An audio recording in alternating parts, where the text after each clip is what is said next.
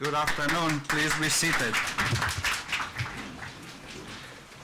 As Provost and Prorector of the University, it is my privilege to convene the 2014 academic year opening ceremony of Central European University. Before anything else, I would like to address a very warm welcome to the new generation of students starting their journey at CEU. This ceremony is dedicated to you. I would also like to welcome and acknowledge our continuing students, members of the faculty and administrative staff. In addition to all colleagues from CEU who are here today, incoming and continuing students, faculty and staff, we are honored by the presence of a number of distinguished guests. A most cordial welcome to you all, and thank you for being with us here today. I would also like to recognize the recipient of this year's European Award for Excellence in Teaching in the Social Sciences and Humanities, Dr. Monica Barr. This is the 24th academic year opening ceremony of CEU. We are a young university, born at a time of historic changes in the world and carrying change and flexibility in our institutional DNA. As such, we don't have many traditions. One tradition that we have cultivated from the very beginning is to meet at the start of the academic year, like we meet today. This is primarily an occasion to welcome the new students and introduce them ceremonially, collegially, and substantively to the life of the CEU community. At the same time, this is an occasion to reflect on and project the particular ambitions of this university, to celebrate the achievements of our faculty and students, of the institution as a whole during these years, and also to share honestly our thinking about ongoing challenges and also about emerging challenges, as well as about the plans how to address them. Today, following this tradition, as you can see in the program, several colleagues will address the incoming class. In their short interventions, and they will be short, they will try to express what CEU stands for, how it works, why it is a good place to be, and why it is so special. Because CEU is special. It is in many ways like no other university. There's no better person to start than the one who stands firmly at the helm, the president and rector of the university. Honored guests, dear colleagues, ladies and gentlemen, our ceremony will begin with the opening remarks by the President and Rector, John Shattuck. Professor Shattuck, please.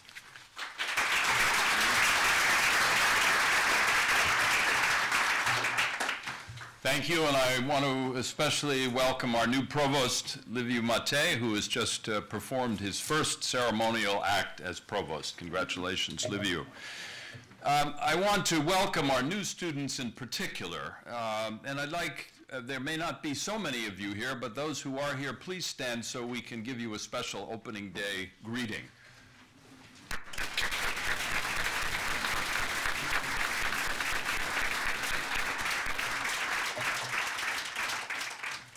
Now let me tell everyone a little bit about you, since you've just stood up, and you certainly know about yourselves.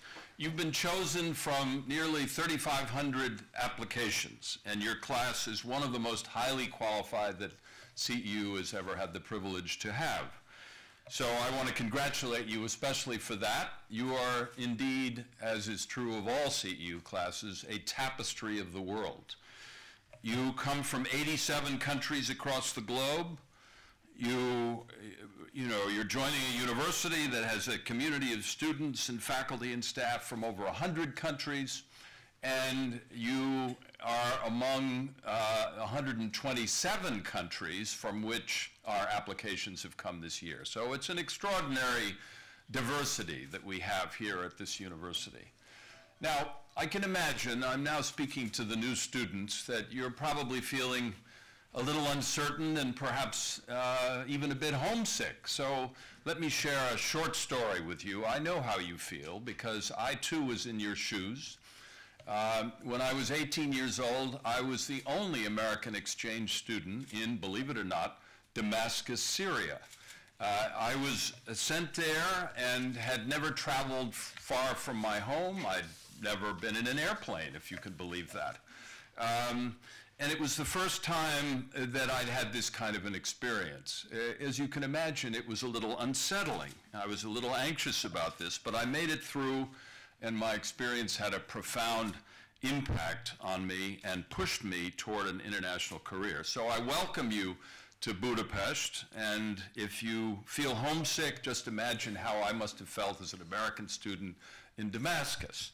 It was a wonderful time. Now let me also say a very brief word to our new students about Budapest.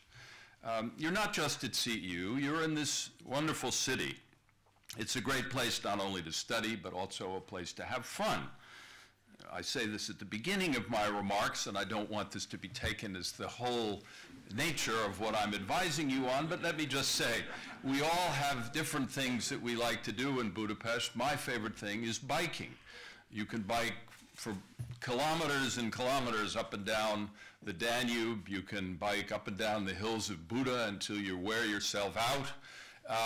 And you'll often meet other CEU students and faculty when you're biking, as I often do. So I'm not recommending biking necessarily, but find the thing that is most exciting to you and do it in Budapest. It's a great city to enjoy. You should study hard, but not so hard that you can't have fun here. So let me get a bit serious in these remarks, because I want to take stock with you and reflect on our university at the beginning of its 24th year. You know, we offer degrees in many fields. All are based on the same principles. First and foremost is the pursuit of truth. Now, in a world of propaganda, it is very difficult sometimes to search for truth. It's a bit like looking for a needle in a haystack, but it's very important, and it's the reason our university exists. Second is having an honest relationship with history. History is filled with unpleasant truths that politicians often try to sweep under the rug. The pursuit of truth means that we should not let them get away with it. Third is freedom of thought and speech. It's easy to tune out those views that you might disagree with, and much harder to hear different points of view. But that's what we do at CEU, many different points of view, those that you're going to agree with and those that you won't. Fourth is a respect for the dignity of individuals and groups. CEU is one of the most diverse communities in the world, as I've just said, and our strength comes from the mutual respect in which we hold each other, and we do that with very great purpose. Fifth is the rule of law. This is a big one. This is the bulwark against the abuse of power, and it is that way in which we teach law and study law at CEU. Sixth, we are committed to challenge conventional wisdom and to think critically. This is the intellectual heart of our university, and it's what we try to do every day. Now, a quarter of a century ago, as Liviu mentioned, these 6 principles brought down the Berlin Wall and liberated Central and Eastern Europe and many other parts of the world. They are the principles of an open society, and they inspired the founding of CEU. Today, they are challenged across the globe, as they were in the 20th century during fascism and communism. But today's challenges, I think we would all agree, are much more complex and often more difficult to recognize. They come from other kinds of isms, from nationalism, authoritarianism, racism, and all their variations that seduce people and can destroy democratic and open societies. And these isms are found wherever political parties or groups or leaders begin to question the rule of law as a model of governance, or to undermine democratic principles through prejudice or greed or corruption or mismanagement. Now, I'm pleased to say that in the midst of all of these challenges, our university is flourishing. You are at a very good time here at our university. We've recruited excellent students from all over the world. We've brought together an outstanding international faculty immersed in the study of human affairs. We've become a center of excellence in teaching and research, as we will celebrate here today. We're among the top 5 universities in Europe and successfully competing for EU funding in the social sciences and humanities. All parts of CEU are among the best in the region, and several of our departments have the distinction of being ranked among the top 100 in the world. Now, looking ahead, the generosity of our founder, George Soros, and many other supporters is allowing us to make daring plans for the future, and we are making such plans. We're sharpening our open society mission at a time when closed societies may be coming back into vogue. Our graduates are using their CEU education in inspiring ways, reforming economies, leading democratic governments, promoting human rights, helping refugees, running universities, teaching students, creating startups, managing businesses, fighting corruption, and working to build a better world. You'll meet one of our graduates in a few minutes when we introduce you to Monica Barr and award her the Diener Prize, the inaugural Diener Prize, for her excellence in teaching. Now, I'm sure our new students are asking yourselves, how can I prepare for this kind of promising future? What's in it for me? I have two words of advice. Think critically. We live in a world drowning in information and starving for truth. Facts today are less accepted than opinions, analysis less favored than advocacy, justice less served than prejudice. As CEU students, you'll need to think for yourselves, to guard against attractive lies, resist easy conclusions. Our university is committed to critical thinking as a principle of open society, even as models of closed society are cropping up all over. We should look at some of them. There are authoritarian models that promise stability by silencing opponents. There are nationalist models that appeal to fear and racism to justify exclusion. There are majoritarian models that claim to be democratic while sweeping away the checks and balances that protect political minorities. There are economic models of an unregulated market that produces wealth for the few but imposes hardships on the many who may be left behind. And of course, above all, we should think critically about democracy itself, which I'm sure you know Winston Churchill famously described as the worst form of government apart from all the others. Governance in Europe and the United States today is plagued by dysfunction and urgently in need of reform, in politics, in economics, and in the way governments relate to their citizens. But once again, in the midst of all these challenges, I'm pleased to say that CEU is thriving and stronger than ever. We're renewing and expanding our campus. We're building bridges between the humanities and the social sciences. We're offering innovative programs in public policy and business. We're educating students to navigate a contested world, and we're defining ourselves as a frontier university. Here on the frontier, CEU will take a stand for the principles that define us. We will do this by examining democracy, its many variations, its strengths, its weaknesses, its friends, and its enemies. Starting this week and over the next 2 years, we are planning a far-reaching series of conferences and lectures under the general theme, Frontiers of Democracy. The first two events in this series have actually taken place this week. They were very successful. The History Department hosted a keynote speech this morning by the distinguished Cambridge political theorist and historian of ideas, John Donne, on toleration, trust, and the travails of living together globally. And yesterday, the School of Public Policy hosted its first lecture of the year by the founding director of the European Stability Initiative, Gerald Naus, on the rhetoric of reaction, pessimism, complacency, and newspeak in 2014. Our series will look critically at what makes a democracy. Is it made by free elections, by free speech, by free media, by the separation of powers, by an independent judiciary, by a regulated market economy, by the protection of minorities, by civil liberties, by civil society, and by the intellectual freedom of universities and cultural institutions? What do these concepts mean today? How are they interpreted? How are they interpreted in Hungary, in the EU, in the US, and around the world? Why are they supported or rejected? And what are their benefits and what are their costs in different societies? Now, a university, above all, should be a center of debate. And that's what CEU will be in this next chapter of our institutional life. We will seek out many points of view, We will invite experts, practitioners, and government officials with differing perspectives from different countries, certainly from Hungary. We will examine the various forms of governance that claim to be democratic. We will look at the problems of constitutional democracies and the seductive appeal of majoritarian democracies. We will explore the ways in which democracy can be undermined from within and what can be done to prevent that. We will look at challenges to democracy in Europe, in North America, and far beyond, and we will do this, above all, in a framework of tolerance for competing views, which I said is one of the principles of CEU. There are many basic questions to be asked, and we will ask them. What is the value of democracy today? How can liberal democracy be revitalized? What is meant by illiberal democracy, and what are its costs and the promised benefits?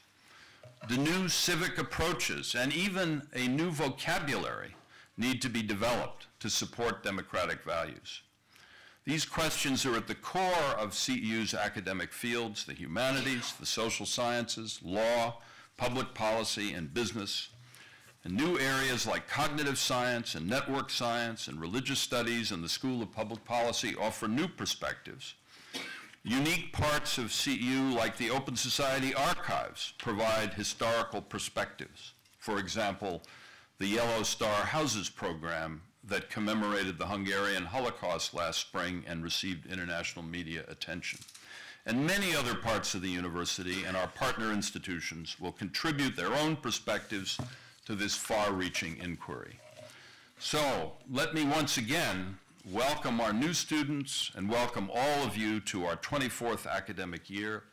It will be an exciting year, and you will all have important roles to play as members of this remarkable CEU community of students, faculty, staff, and alumni here on the frontiers of democracy. Thank you.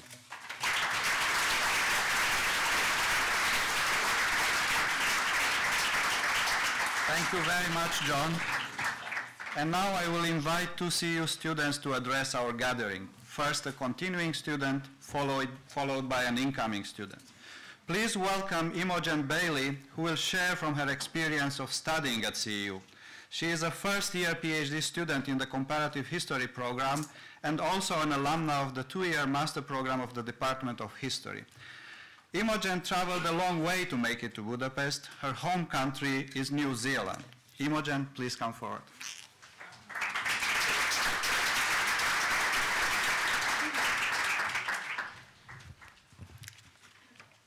President and Rector, distinguished guests, ladies and gentlemen, good afternoon. I have been invited here today to share with you some of my own reflections about my time thus far at CEU. Before I do so, however, I want first to acknowledge how big of a step it is to embark upon postgraduate study. For many of you in the audience today, getting to this point will have meant many long hours convincing others that further study is the right step for you. For many of you, it will have meant many hours convincing yourself that further study is the right step for you. For all of you, it will mean making many sacrifices. What you need to see and hear today is a student standing before you, telling you that for them, it was worth it. I feel privileged and proud to be able to be that student today. Let me tell you a bit about my CEU experience. As you have already heard, I am from New Zealand.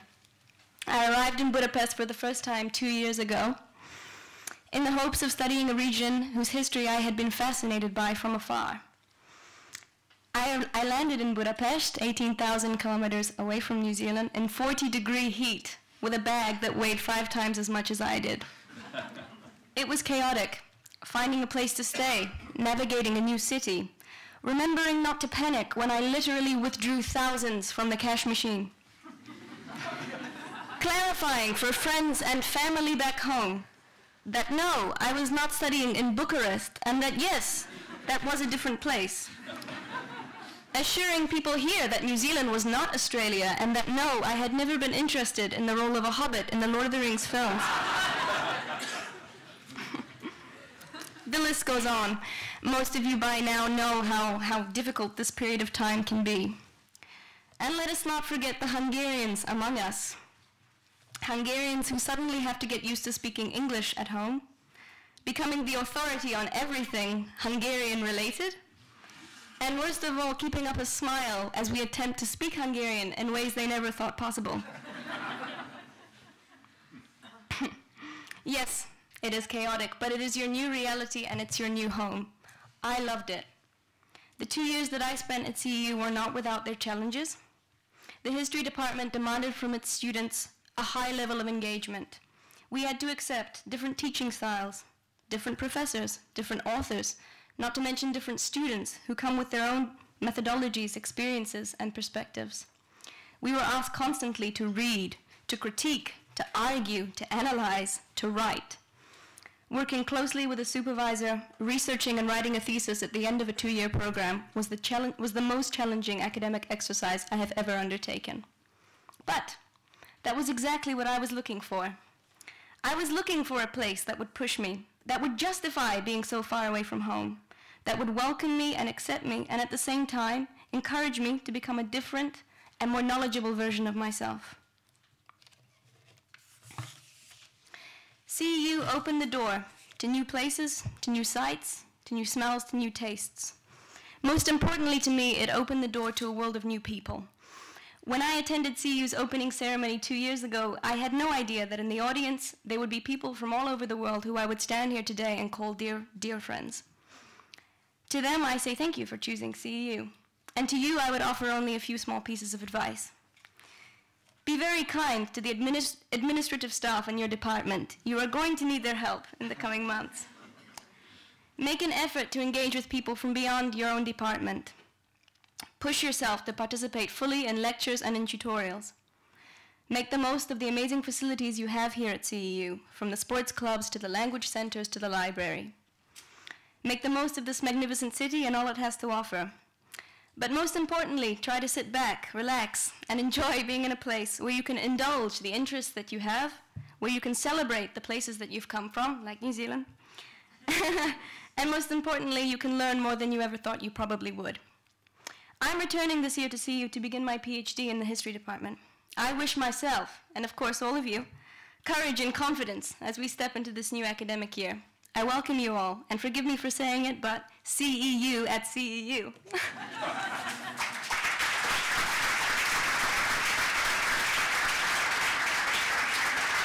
Thank you very much, Imogen. Our next speaker is a student who is starting at CEU this year. Sherlene Afshar-Fogel comes from the United States and is enrolled in the one-year MA program of the Department of Public Policy. Like all our students, without exception, she also has a fascinating personal story, which she will talk about a little. Sherlene, please come forward.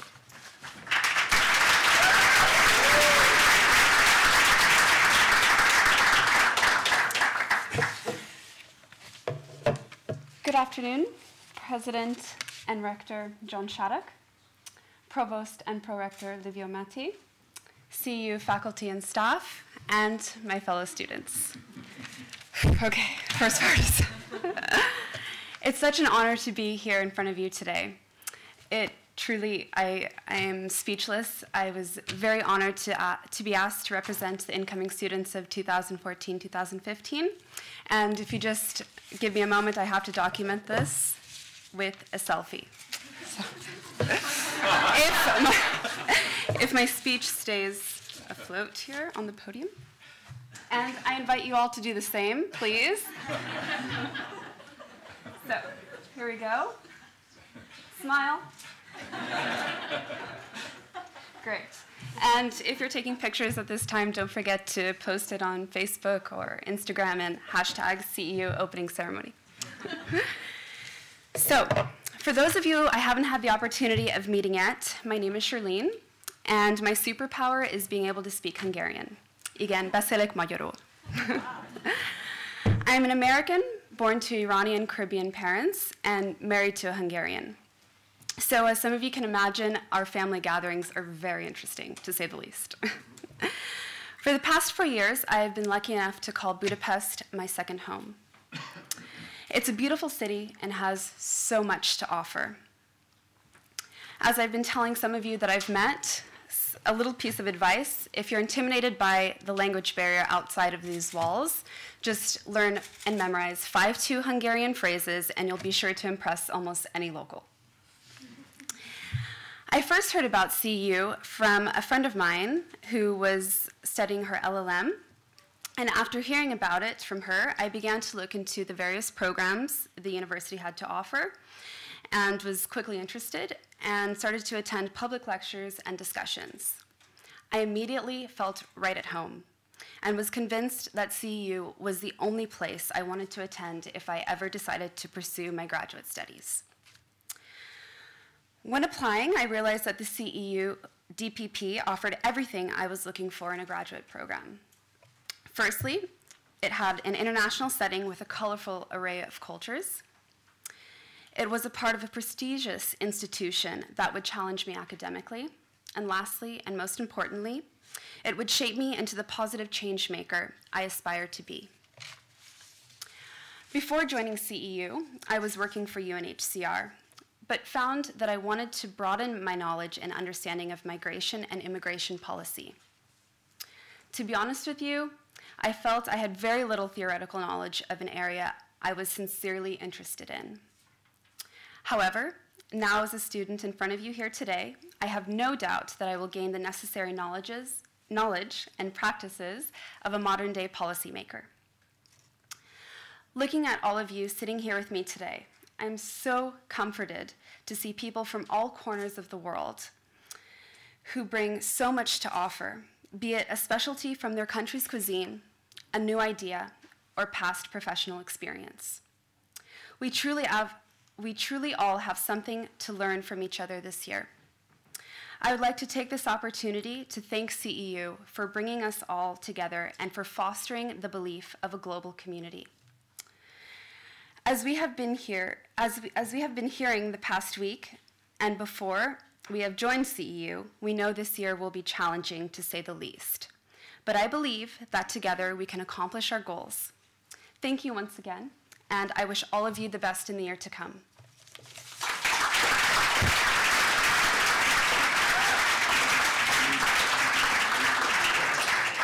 Thank you very much, Charlene. It is now my very great pleasure to introduce our next speaker, Eva Fodor. Eva is Associate Professor at the Gender Studies Department and also Academic Director of the CEU Institute of Advanced Study, and she will be representing today the CEU faculty.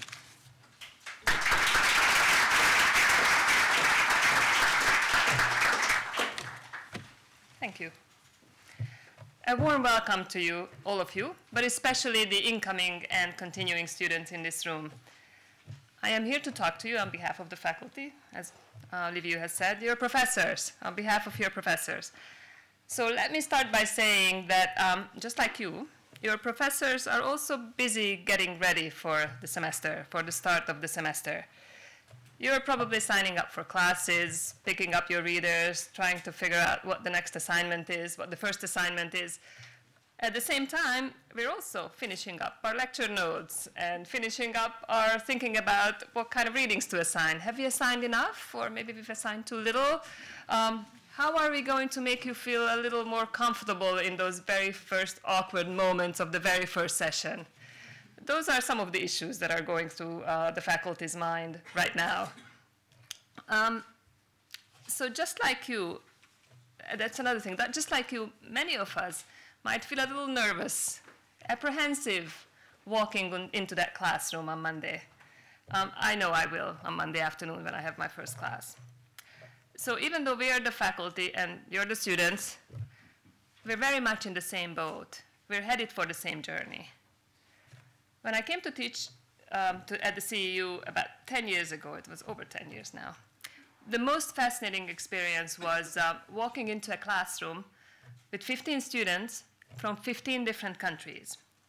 I was teaching a course on gender inequality in the labor market, and everybody in that room, all the 15 students, had some ideas, had some personal experience. In fact, quite a great deal of personal experience with both of those institutions, both gender and the labor market.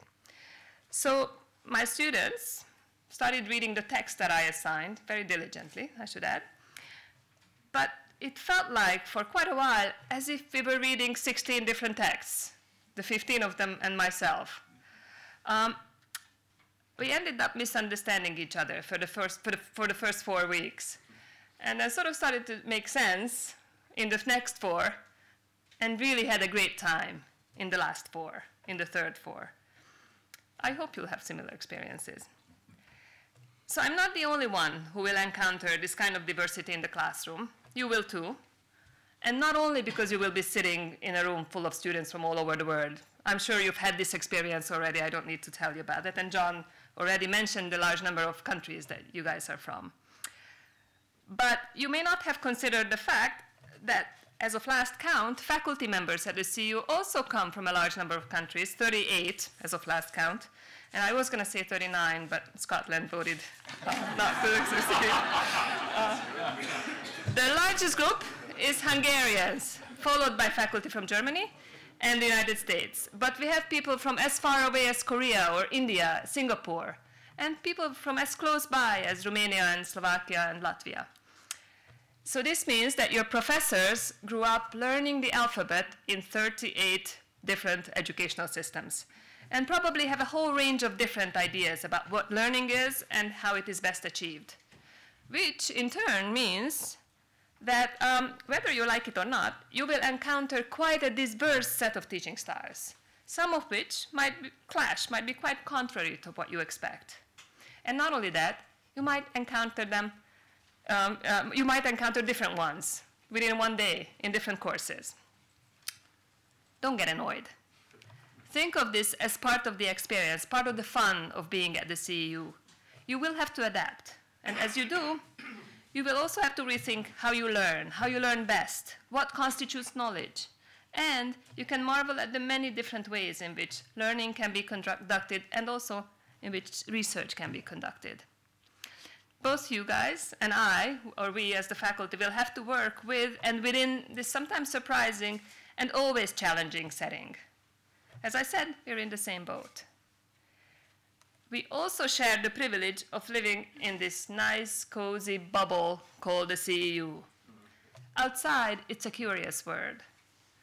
Historians have long conceptualized Hungary as a borderland between the Roman Empire and the rest of the world, between Eastern and Western Christianity, between the Ottoman Empire and Western civilization, and I could go on, between the communist bloc and Western democracy, or most recently as the easternmost border of the Schengen area. But a number of long-standing national traumas, many related to this borderland status, coupled with the second economic crisis in this region within 20 years, have led to the reemergence of old questions and their reformulation in new ways. What is Western democracy good for? Can it offer solutions to some of the most pressing problems of the region? Can it help put an end to downward mobility, increasing social vulnerability and destitution? Can it lead to the elimination of rampant gender discrimination and ongoing racial persecution?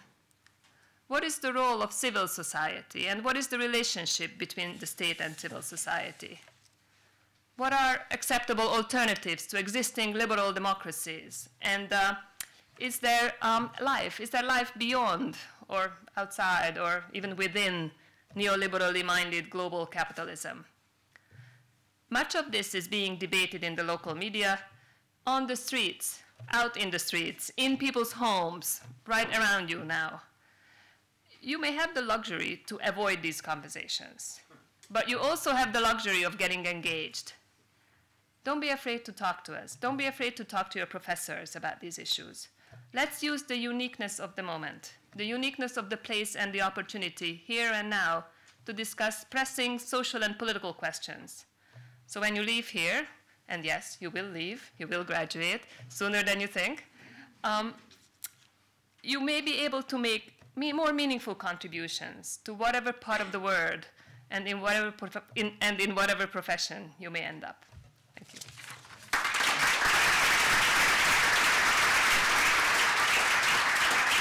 Thank you very much, Eva. As you have heard a few times today, CEU is a mission-driven university. We have a special mission which informs our particular institutional choices, helps to define the profile of the university, and to distinguish CEU from other higher education institutions.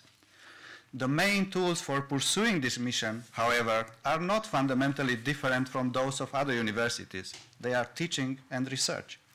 CEU promotes both quality teaching and learning, which in our case is research-based teaching and learning, and high-level research. And we will present today 2 awards which illustrate our double commitment. First of all, as a means to emphasize the importance of research at CEU, and by way of recognizing the research achievements of our faculty, we are starting a new tradition this year, speaking of traditions, with the creation of the CEU Award for Outstanding Research, based on a decision by the CEU Senate taken last year at the initiative of my predecessor as provost, Professor Katalin Farkas. It is with very much pleasure that I would like to announce the first winners of the CEU Award for Outstanding Research, Professor Dorothy Ball and Bela Grešković from the Departments of International Relations and Political Science, or Political Science and International Relations, and Professor Davide Torsello from the CEU Business School. Dorothy Ball and Bela Grešković have been nominated for this award for their outstanding research, finalized with a volume on capitalist diversity on Europe's periphery, published at Cornell University Press. The book has already received one of the most prestigious international book awards in the field of comparative politics, the Stein-Rocken Prize of the International Social Science Council and the European Consortium of Political Research. The book by Dorothy and Bela is considered by many in the field to be a model of comparative social science research. It also speaks about a region of the world that is of particular importance for CEU. For the other awardee, Professor Davide Torsello, an anthropologist by training, he studies aspects of business and management seen in a larger societal perspective and promoting an interdisciplinary approach. His recent publications include a book on the new environmentalism, corruption, and civic society in the enlarged EU. I would like to ask the 3 recipients to come to the stage to receive their certificates from President and Rector John Shutter. Starting with Davide Torsello, please.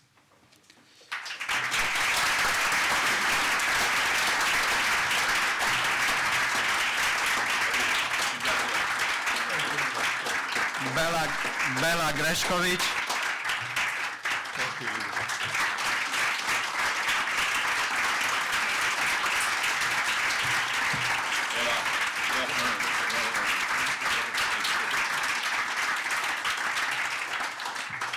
And Dorothy Bole, who will also deliver a short address on behalf of the 3 awardees.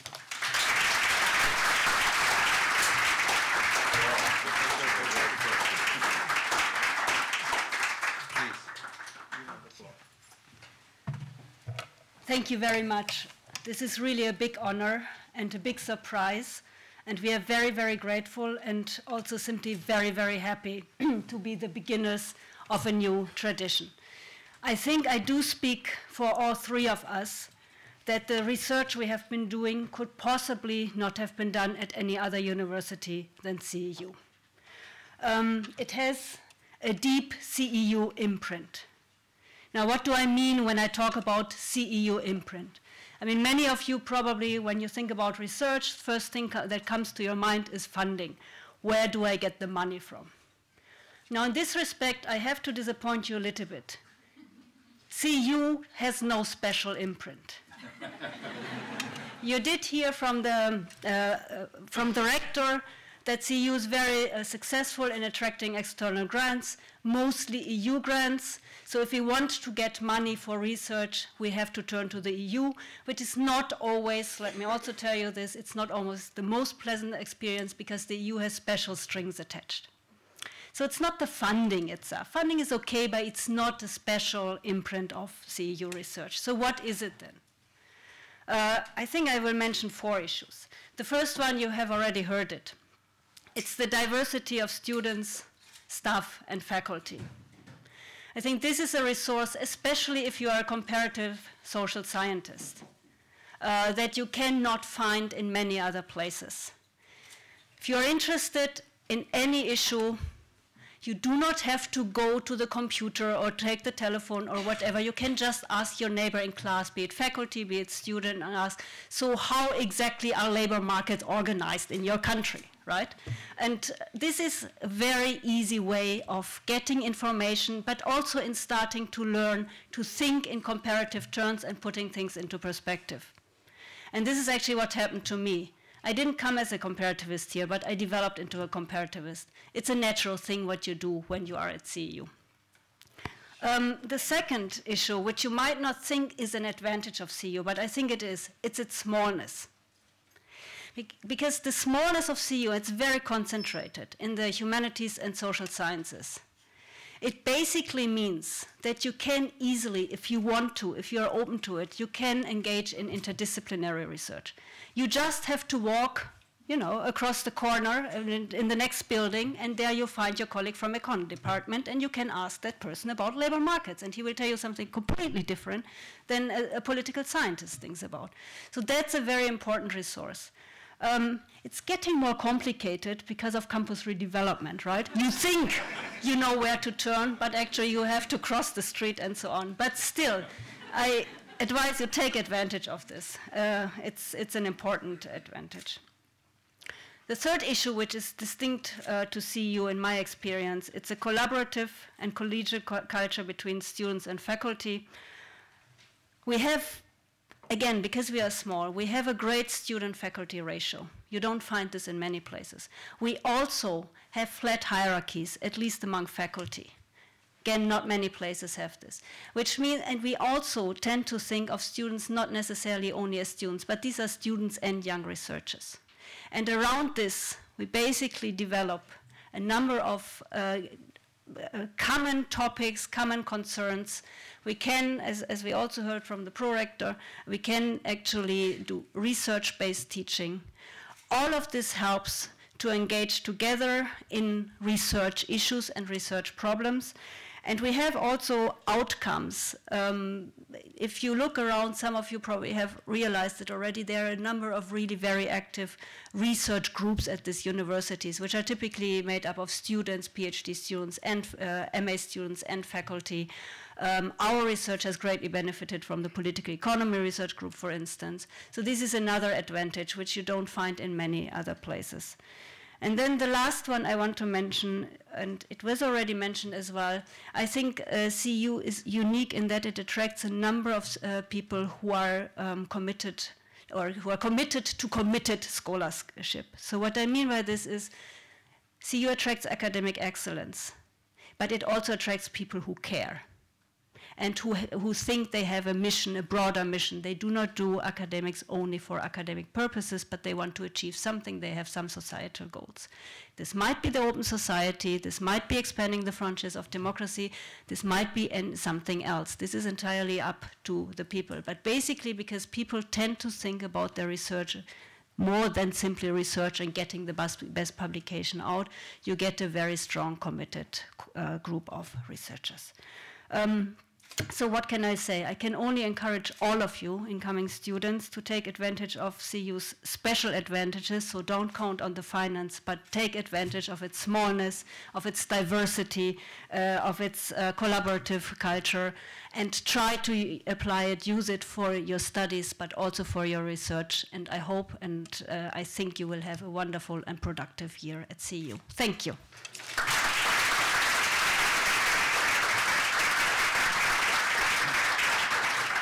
Thank you very much, Doro, and congratulations once again to all three of you. We have heard about research. Now let's move to teaching. I will shortly call upon President and Rector John Shattuck to present the European Award for Excellence in Teaching in the Social Sciences and Humanities. Before that, please allow me to say a few words about the history and the meaning of the award. In fact, this award is another illustration of what CEU stands for and also of how CEU works. Europe has witnessed unprecedented developments in higher education in the last 15 years. They are unprecedented compared to the past history of the continent, but also compared to contemporary developments in higher education in other parts of the world. The higher education systems, the face of higher education has changed dramatically during this time, largely due to the emergence of a transnational space for dialogue in higher education and also of a European policy framework for higher education. CEU has welcomed many of these developments, and it has been at the forefront of promoting many of them, whether they had to do with transformations within higher education itself or with trying to achieve ambitious political objectives through the transformation of higher education, mainly in the context of the European construction process. At the same time, as a university that is committed to critical thinking and responsible social engagement, we have noted major shortcomings of these European efforts in higher education policy. In particular, an overemphasis on structures and forms at the expense of content and substance in the attempt to align and make national systems more compatible. A tendency to disregard social sciences and humanities. And finally, a surprising and sustained neglect of teaching and disregard for the value of teaching as opposed to the value of research.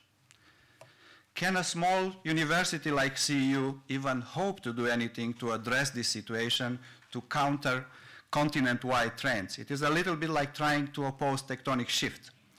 A few years ago, however, we decided we could. Our contribution was the creation of the European Award for Excellence in Teaching in the Social Sciences and Humanities.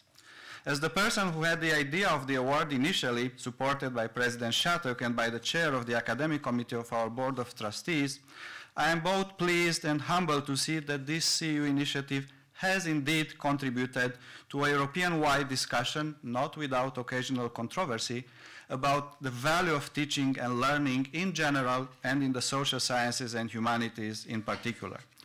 The award is an expression of CEU's aspiration to be a new model of higher education institution engaged in innovative and effective ways with the world around it.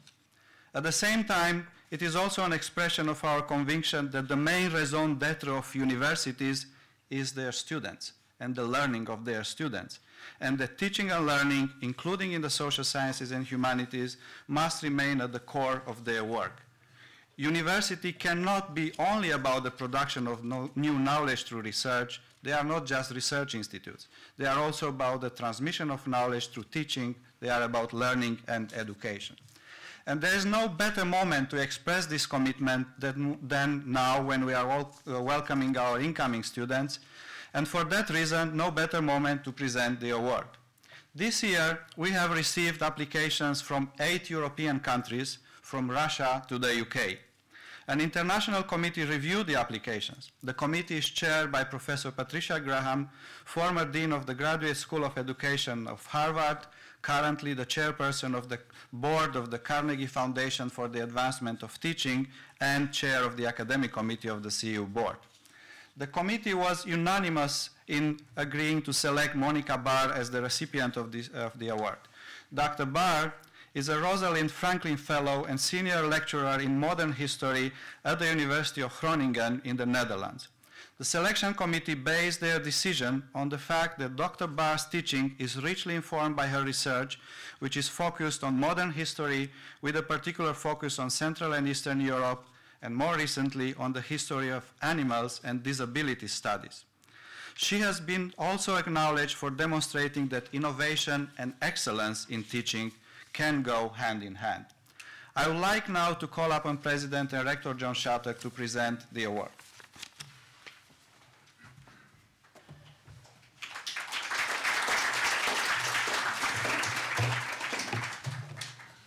This is a very important moment for us because it celebrates equally with research, which we have just celebrated, the importance of teaching at CEU. And I think Eva Fodor has told you very eloquently the trepidation that some faculty, all faculty, have in going into the first classes of the year because of the extraordinary cultural and diversity and background of all of our students.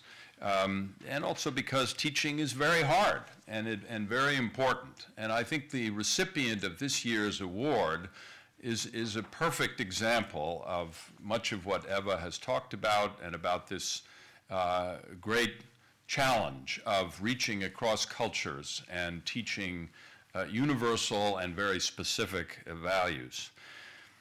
Monica Barr was born and grew up in Budapest.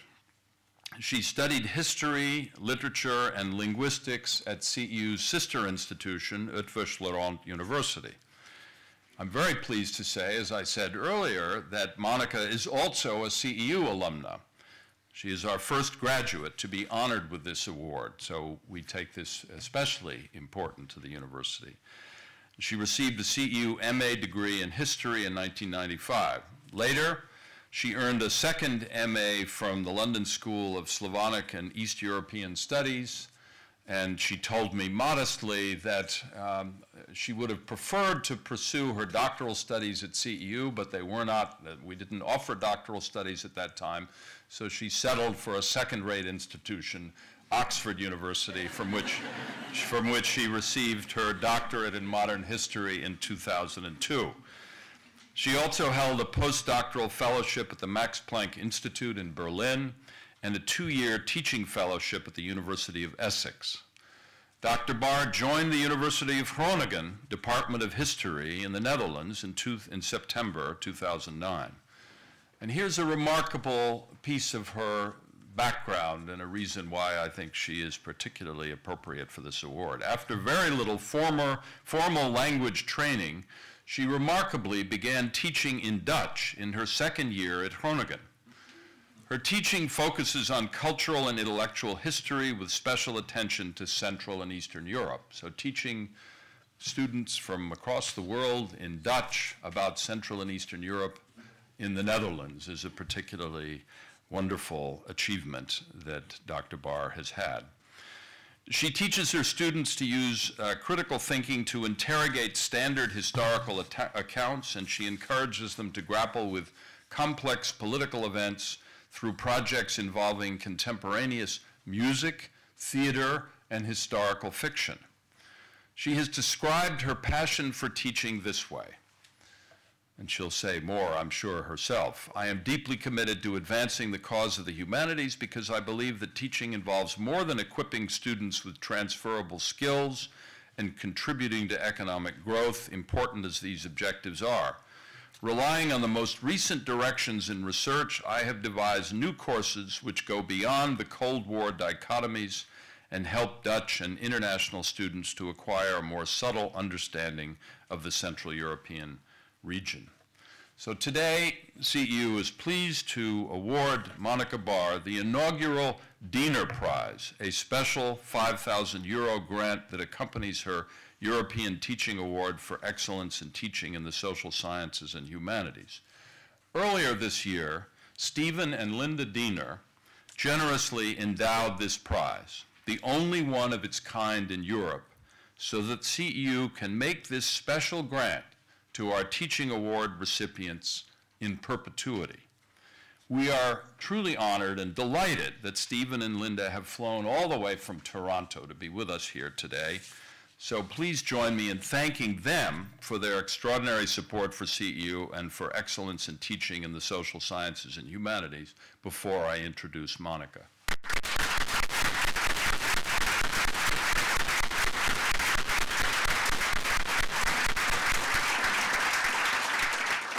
So Monica, would you please come forward so that we can present you with CEU's 3rd Annual European Teaching Prize Award and the Diener Prize.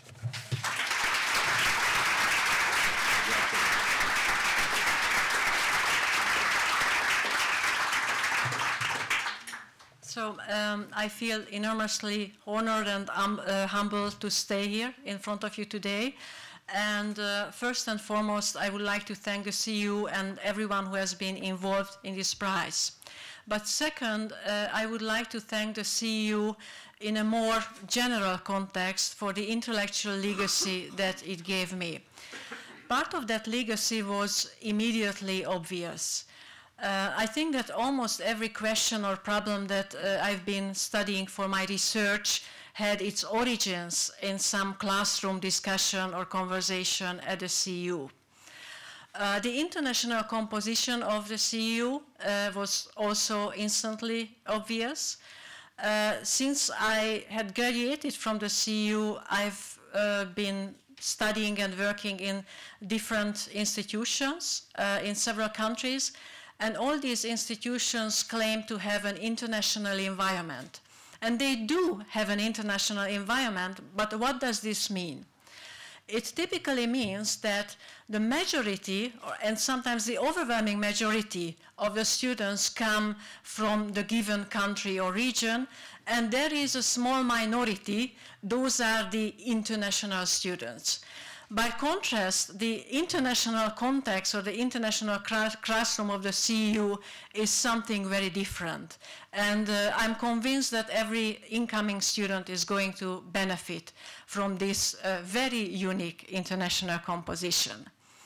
Now, as I mentioned, part of the CEU's impact and legacy has been instantly obvious to me, but it wasn't until I started teaching that I realized how much CEU influenced both what I teach and how I teach it. And I would like to share a personal story with you in this context. 4 years ago, in early September, when the academic year had already started in my current institution, an administrator stormed into my office in panic. It had turned out that our department didn't have enough seminars for a second-year course that was to be taken by every student, and this was a course on cultural history. So the administrator asked me in panic to offer a course on cultural history with immediate effect, or I can as well say with retroactive effect, and he wanted me to give the title of that course immediately. So I asked him, also in panic, could you please give me 1 minute, to figure out what I would like to teach about? And he gave me 1 minute, not more. And in the course of this 1 minute, I tried to brainstorm, and I had a backflash. I suddenly found myself back at the CEU, sitting on the seminar of the legendary Professor Peter Hanak. Peter Hanak was not only an outstanding historian, but also a charismatic teacher. There's also a room named after him here at the CEU. And then the story stops because the minute was over, and I have to give the title of my course to the administrator. So I gave a title which actually was almost identical with the title of the course that Professor Hanak taught here at the CEU. It was on cultural history of the Habsburg monarchy. But for Professor Hanak, cultural history meant many things. He had a very broad vision, and I remember how enthusiastically he was talking about the canalization of Bratislava and why this was so important. So all I can say is that if your experience or time at the CEU is going to be comparable to mine, then the year or the years spent at the CEU are truly going to be formative years in your life. And I would like to thank again for this opportunity.